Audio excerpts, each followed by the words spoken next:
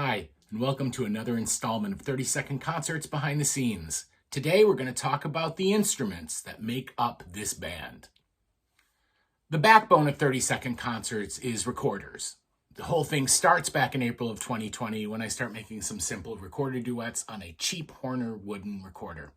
But over time, I've purchased other recorders, and I'd like to talk about those first. I play on a series of Yamaha 302Bs, the exception being the tenor, which is a 304.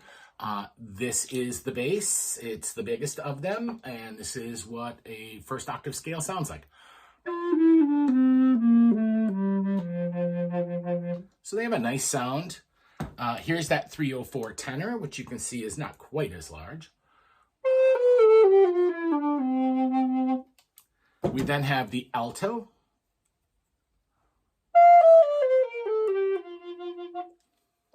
We have a soprano.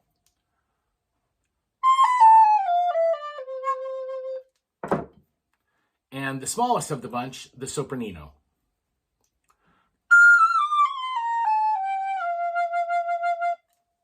So those are the recorders. One of the things that I've learned making these concerts is just how difficult it is to play percussion instruments and play them well. A repetitive pattern played cleanly in time, even over 30 seconds, sometimes is bordering on the impossible for me. I am not a trained percussionist. I'm really faking this. But I have a deep and never-ending respect now for percussionists. Next up, we have the mallet percussion. So we have a glockenspiel, and we have a xylophone.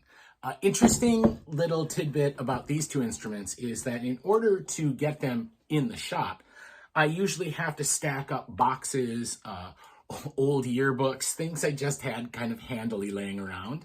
And so I often sometimes too end up in very strange positions playing them. If, for example, I'm just putting a stripe across, I sometimes end up on the floor and playing like this, for example, which is not exactly practical, but so when you're trying to do that stuff, that's what you got to do. Another real favorite of mine is the boom whackers. So you can see what those are. It is a series of PVC pipes that are tuned to different notes. You get a C major scale. They're great for so many things, and they can be played different ways. You can hit them with a mallet like I just did, which you've seen. You can also whack it on yourself anywhere you like. What's great about it, too, is it comes with one plastic cap. You can get more of them. But what it does is it lowers that note an octave. So these things are so much fun. Next, I'd like to talk a little bit about the drums. So we have 3 drums. We have the famous bass drum, which is literally just a plastic tub and always has been. I also have this tambourine, which doubles as a snare drum. And I bought a set of bongos, which I really love. And they are tunable, which makes them nice. Along with the drums, we also have 3 different types of cymbals. We have the finger cymbals.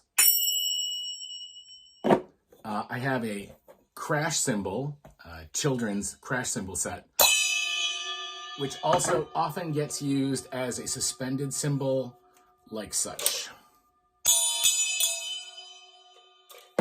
And then I have the latest addition to the family,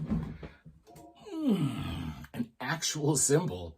Bought this at a yard sale kind of thing for $30 with the stand. Endless possibilities. Along with the percussion instruments you've already seen, I have a large array of things that I've purchased. Originally, I purchased a $35 bag full of instruments, percussion instruments for infants. And most of these come from that, although it has in fact been augmented with professional instruments and other things. So let's just dig into the pile. Let's start with, we got a couple of giros here, which I love to say. Let me get a proper stick for you. So Very useful for Latin music. That is a professional one. This is what came with that bag. Obviously very less satisfying. Maracas. And this little egg dealie, which is basically this, which I never use. I haven't used these in forever either. They give you a nice little... we have, oh, the fish. The fish is awesome. The fish is a wood block, so... And I also have castanets. I have 2 of them. What's great about the fish and the castanets is together you get... You get the nice horse gallop there. Have a set of claves, also really great for Latin music. What else we got in here? We have, what else do we have in here? Oh, you got to have a cowbell.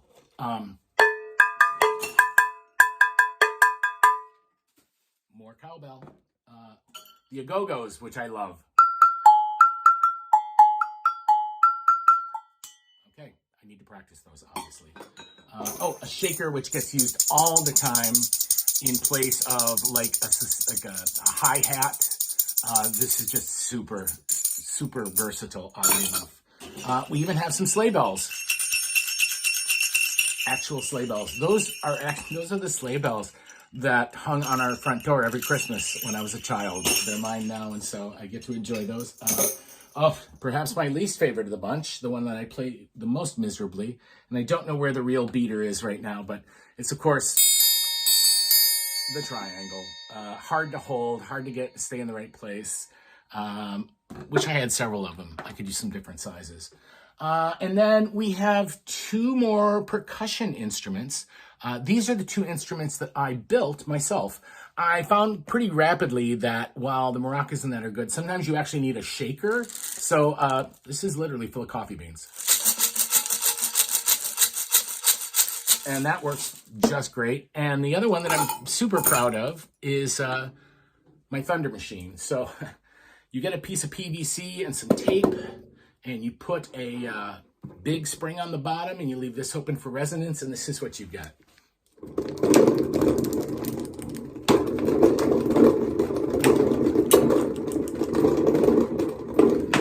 Hardest part about playing this is in a tight space. It's constantly banging into other things. And so those are all the percussion instruments. There are a few more instruments in the collection here, some of which have not yet made it to the channel.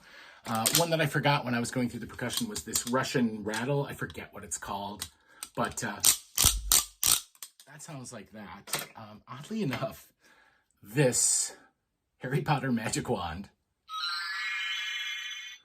makes the perfect space-sounding kind of noise, right? I used it on Star Trek The Next Generation, and I used it on something else too, but works perfectly for that. I also have one of these key thumb piano dealies. I haven't used it yet. I haven't found a reason, but I just love the sound of it, right? So we'll learn how to play that, I suppose. And I think that the last 2 things fall under the membranophone category. First up, a kazoo.